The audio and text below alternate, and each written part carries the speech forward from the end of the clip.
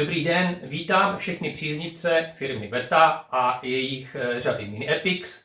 Jak vidíte, dneska to nebude z mé oblíbené franšízy ze Středozemě, ale bude se jednat o kultovní, dnes už myslím kultovní seriál Stranger Things, který je můj oblíbený, mám ho velice rád.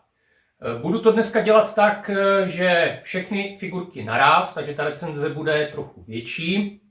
Vidíte, že mi od VETY přišla takováhle nadílka, takže si to z těch šiprů vybalíme, nebudeme to zdržovat, aby jsme to všechno stihli. Máme toho dneska dost, takže si to jako vždycky střihneme.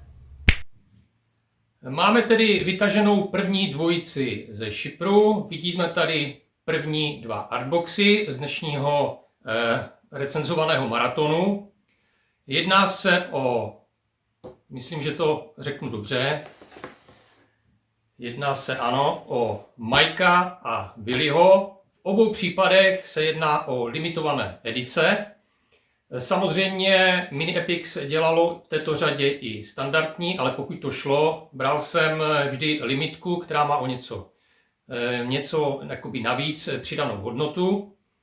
V obou případech je sculpt vytvořen umělcem VETY Jorgelinou Jeme. Všiml jsem si, že Jorgelina většinou dělala charaktery lidské a Mauro Santini i v této řadě dělal ty příšery, bych řekl, jako je Demogorgon, Vecna a jiné. Z druhé strany se můžeme podívat, jak vypadají figurky zezadu.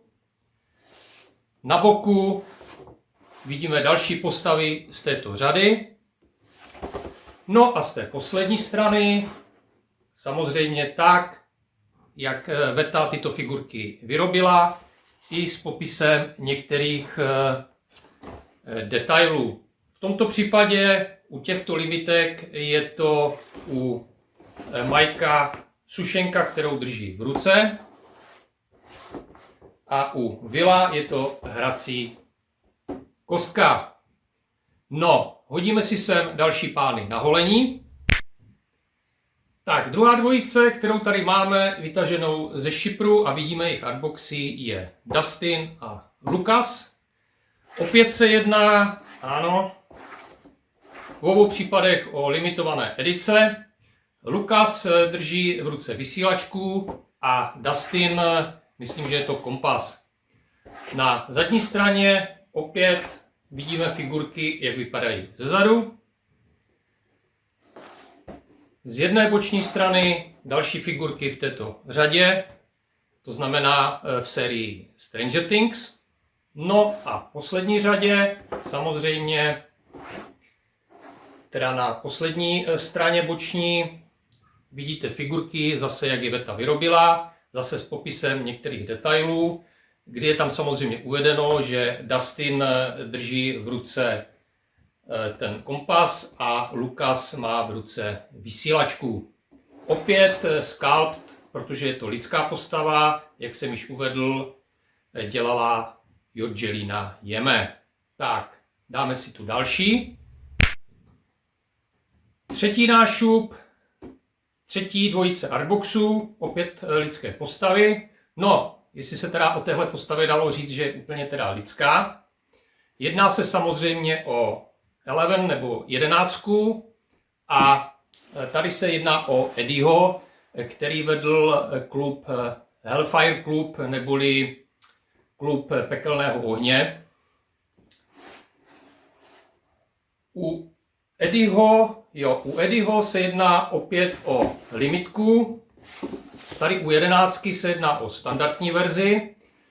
Viděl jsem i vlastně u té 11, že je limitka, ale moc se mi nelíbila. Tak, jak je tady vyobrazená, je to v podstatě v ikonickém ohozu, kdy má na sobě tu džínsovou bundu, tu sukínku, ty ponožky a pokouší se zastavit silou vůle příšeru.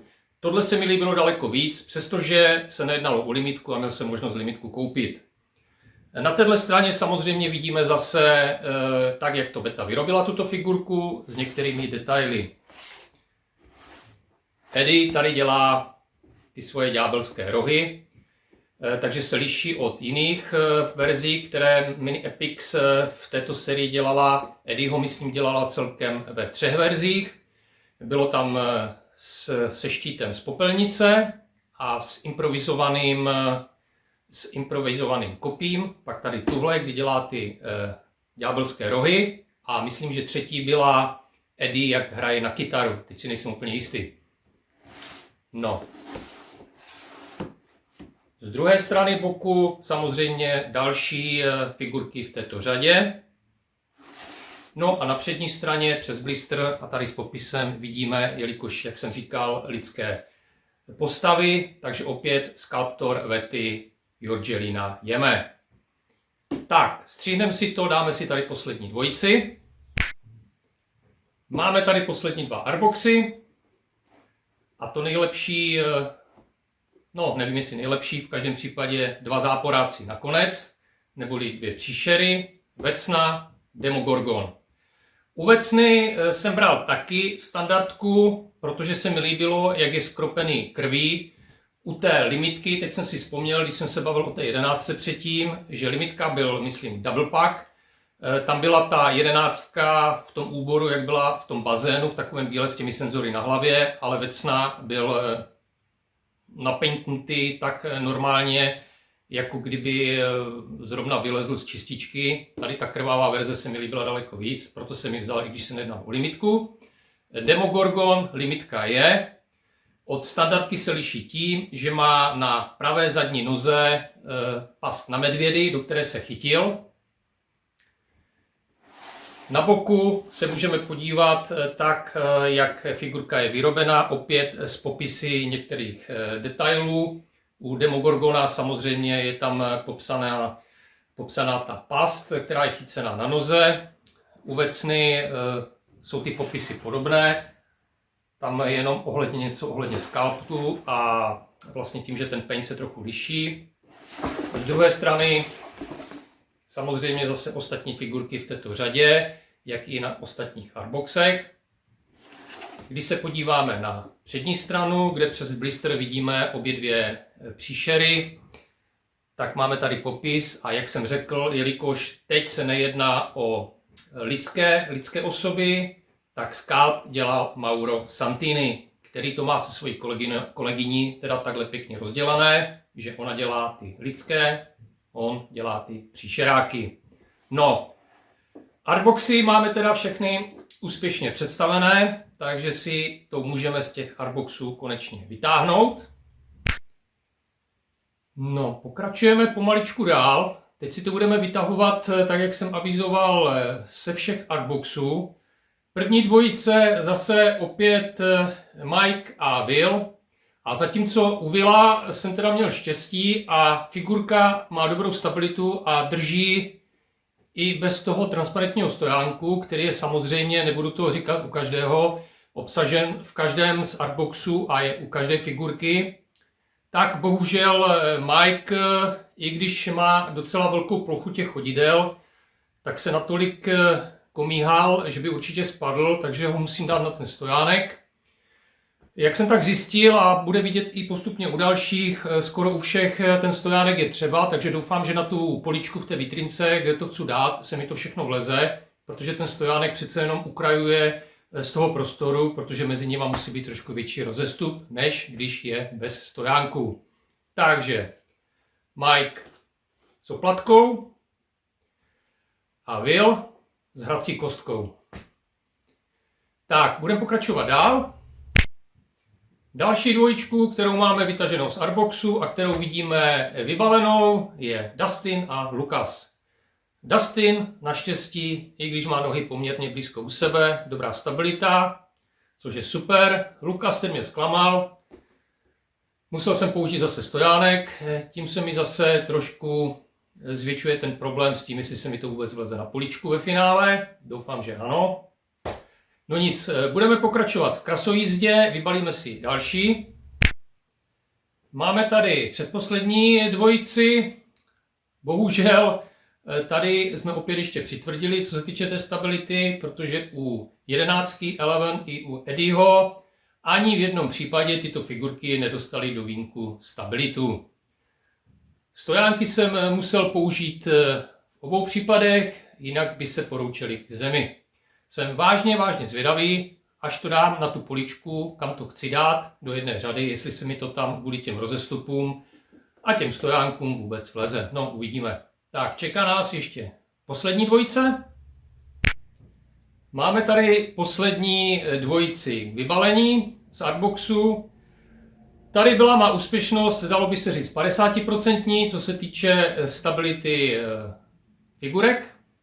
Vecna mi udělal velkou radost, jelikož i když to bylo tak na hraně, tak stojí docela dobře, nebude třeba tam dávat stojánek.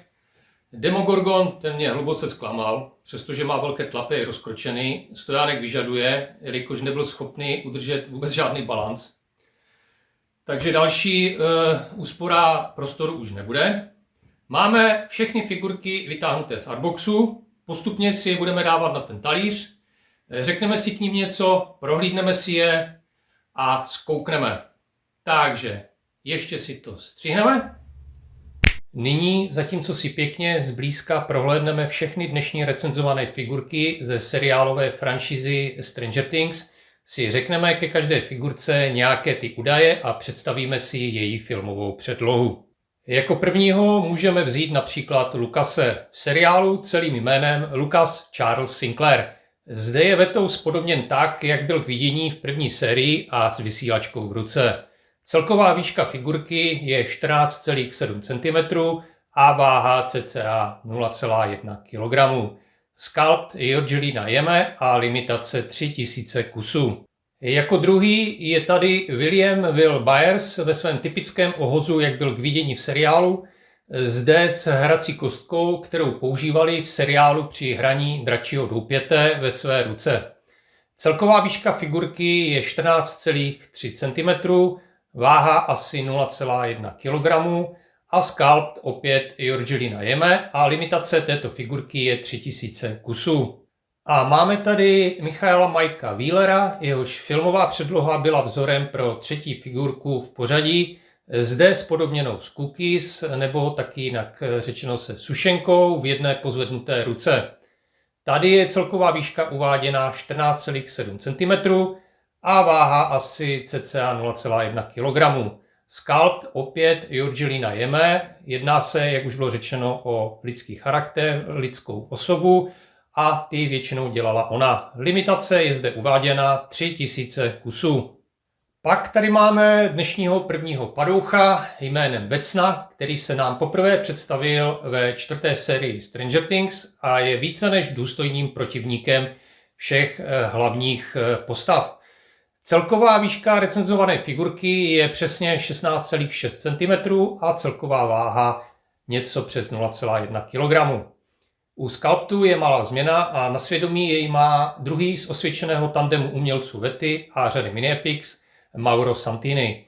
Tato figurka je standardní a tudíž bez limitace.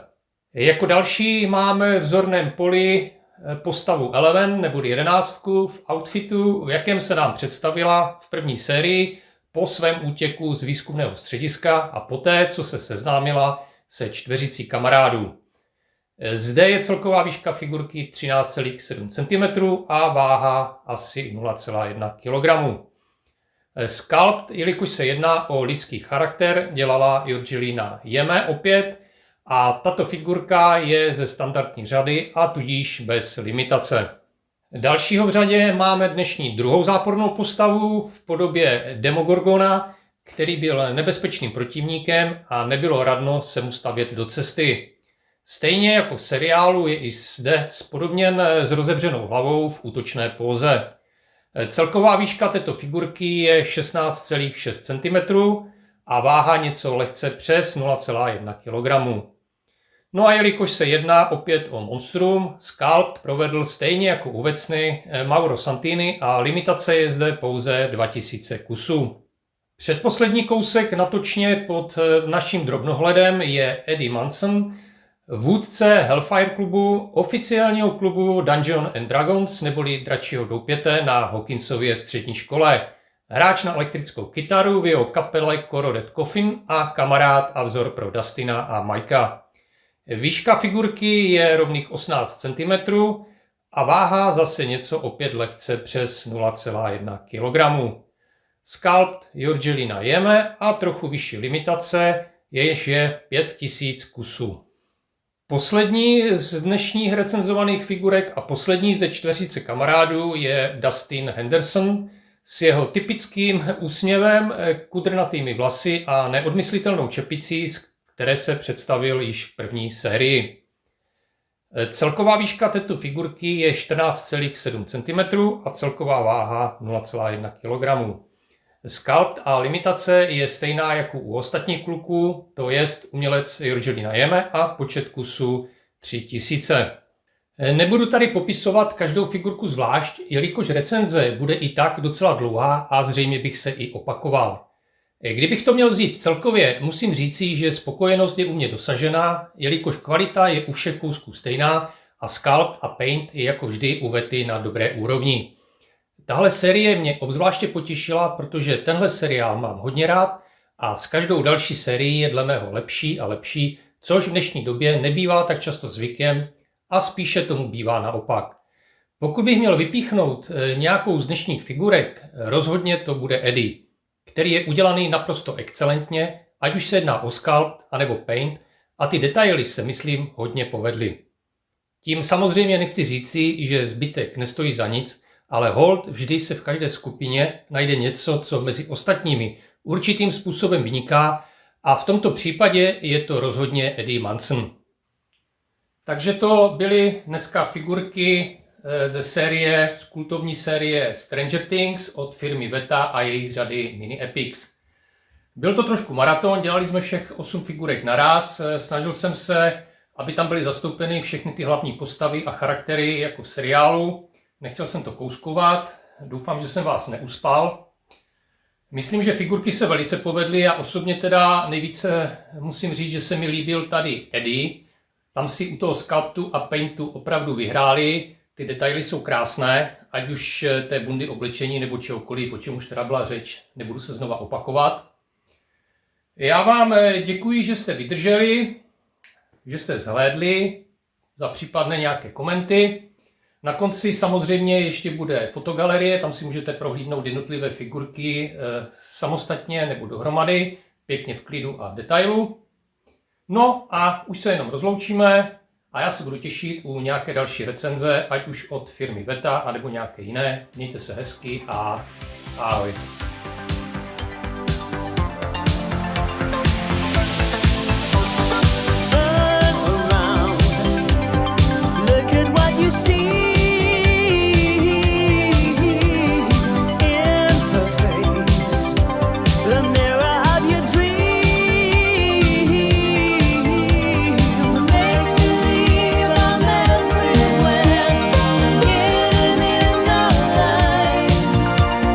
This is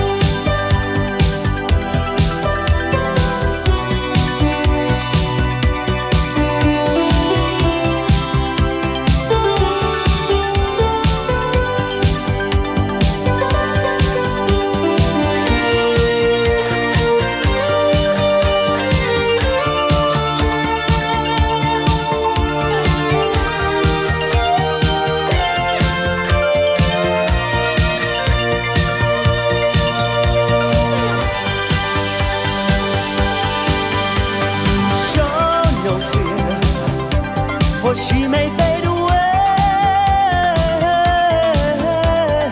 In your hands, the birth of a new day. Rhymes that keep their secrets will fall behind the clouds, and there upon the rainbow is the answer to a never-ending story.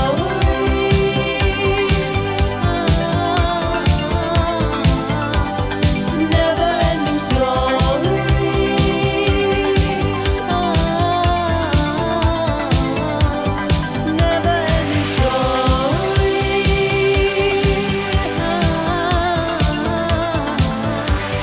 Never-ending